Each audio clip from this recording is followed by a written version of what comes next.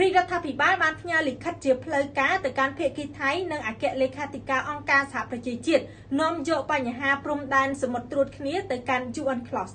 កម្ពុជាបានផ្ញើលិខិតជូនដំណឹងជាផ្លូវការទៅកាន់ភាគីថៃនិងអគ្គលេខាធិការអង្គការសហប្រជាជាតិដើម្បីចាប់ផ្ដើមដំណើរការ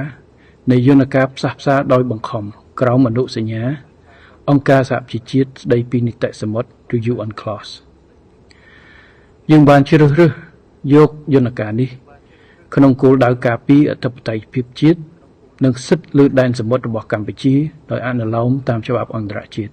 នៅក្នុងការដោះស្រាយបញ្ហាព្រំដែនសមុទ្រត្រួតគ្នាជាមួយថៃរាជរដ្ឋាភិបាលកម្ពុជាយើងបានសម្រេចចិត្តច្បាស់លាស់ហើយថានឹងនាំរឿងនេះទៅដោះស្រាយដោយប្រើប្រាស់នៅយន្តការផ្សះផ្សាដោយចាប់បង្ខំក្រោមអនុសញ្ញាអង្គការសហប្រជាជាតិស្ដីពីនីតិសមុទ្រ UNCLOS បន្ទាប់ពីថៃបានសម្រេចជាឯកតោភាគីលុប MOU ឆ្នាំ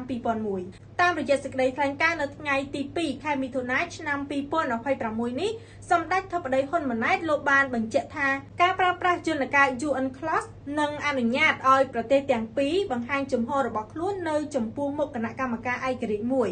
សម្ដេចធិបតីលោកបានសង្កត់ធ្ងន់ថាការប្រើប្រាស់នៅយន្តការដោយចាប់បង្ខំនេះមិនមែនជាការបង្កើនភាពតានតឹងទេប៉ុន្តែផ្ទុយទៅវិញគឺជាការខិតខំប្រឹងប្រែងដោះស្រាយចំនួនតាមរយៈការចរចារវាងប្រទេសទាំងពីរក្រោមការសម្របសម្រួលរវាងអ្នកជំនាញផ្សះផ្សាអន្តរជាតិសម្ដេចធិបតីក៏បានសង្កត់ធ្ងន់ផងដែរថានេះមិនមែនជាសកម្មភាពឯកតោភាគីដែរប៉ុន្តែគឺជាការខិតខំប្រឹងប្រែងដោះស្រាយចំនួនដោយសន្តិវិធីតាមរយៈច្បាប់អន្តរជាតិនិងដោយសុឆន្ទៈពិតប្រាកដ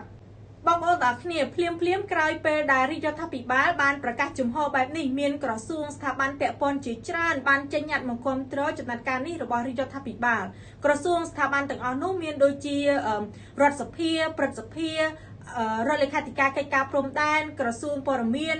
ក្រសួងពាណិជ្ជកម្មក្រសួងសុខាភិបាលទីស្តីការគណៈរដ្ឋមន្ត្រីនិងមានក្រសួងស្ថាប័នពាក់ព័ន្ធជាច្រើនទៀតបានចេញញត្តិគាំទ្រហើយតាមរយៈញត្តិគាំទ្រនោះសុទ្ធតែបានលើកឡើងដូចគ្នាថាការអនុវត្តយន្តការផ្សះផ្សាដោយចាប់បង្ខំនេះគឺជាជំហានស្របច្បាប់ប្រកបទៅដោយសុឆន្ទៈនិងការទទួលខុសត្រូវខ្ពស់នៅក្នុងការបន្តស្វែងរកដំណោះស្រាយដោយសន្តិវិធីនិងយុត្តិធម៌នៅចំពោះមុខច្បាប់អន្តរជាតិដំណោះស្រាយដោយសន្តិវិធីនេះនឹងការពារបាននៅអធិបតេយ្យជាតិការពង្រឹងទំនុកចិត្តការបើកឱកាសដល់ការប្រើប្រាស់ធនធានថាមពលការគ្រប់គ្រងដល់ការអភិវឌ្ឍនិងការបង្កើតឱកាសការងារថ្មី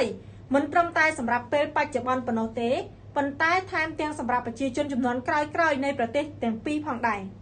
ដូច្នេះបងប្អូនទាំងគ្នានេះគឺជាជំហរច្បាស់លាស់របស់រាជរដ្ឋាភិបាលរបស់យើងនៅក្នុងការដោះស្រាយបញ្ហាព្រំដែនសមុទ្រត្រួតគ្នាជាមួយថៃនៅក្នុងនាមខ្ញុំជាប្រជាពលរដ្ឋខ្មែរក្នុងនាមខ្ញុំជាប្រជាជនខ្មែរខ្ញុំគាំទ្រយ៉ាងពេញទំហឹងនៅចំណាត់ការរបស់រាជរដ្ឋាភិបាលនៅក្នុងការដោះស្រាយបញ្ហាព្រំដែននេះមិនថាព្រំដែនគោកឬក៏ព្រំដែនទឹកជាមួយថៃនោះទេ